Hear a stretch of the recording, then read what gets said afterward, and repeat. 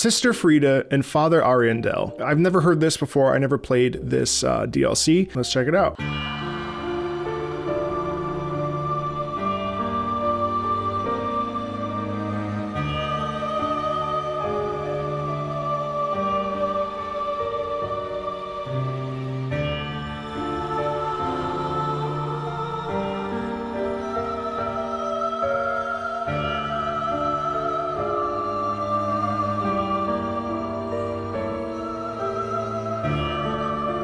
What we're hearing right away is this dynamic between the two of them. This is an unhealthy relationship, an unholy relationship. What we're hearing is Sister Friede and the soprano. Which is not totally dissimilar from the main theme of Dark Souls 3. Man, I really need to play Dark Souls 3 again. We start with that whispered quality.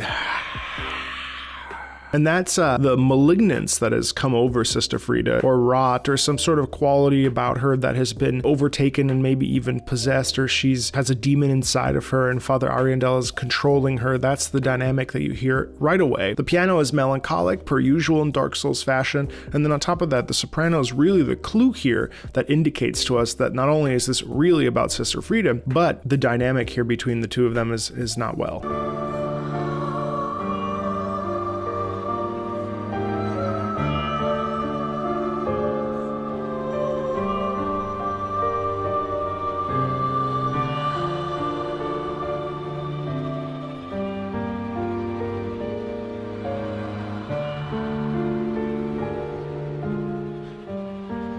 Here we go.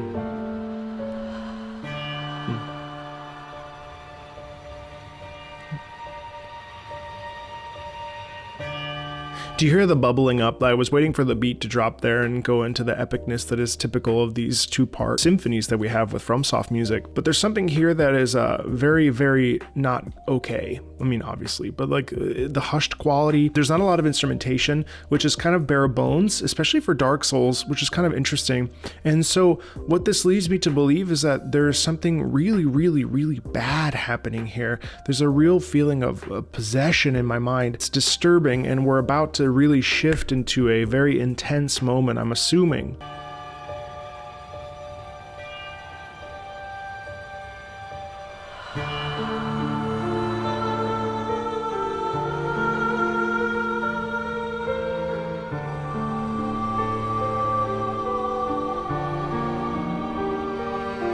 You see how we added the cello now? That's the father's voice. So now we're in a duet. Well, actually, it's a trio between whatever the piano is representing, the soprano, which is representing the sister, and now the cello, which is representing the father. And the reason why I say that is because the father is lower. The tonal register of the male is lower. Sopranos always signify grace, beauty, love, tenderness, celestial being. This is a very common classical music trope, and certainly we hear it here on full display.